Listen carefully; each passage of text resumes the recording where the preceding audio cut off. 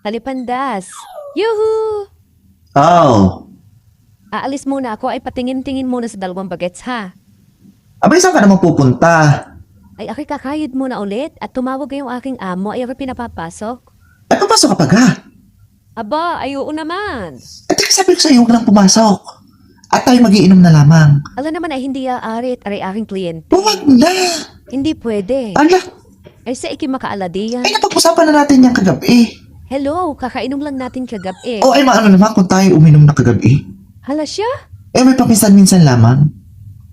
Huwag ka na pumasok. May alak ka ba? Oo.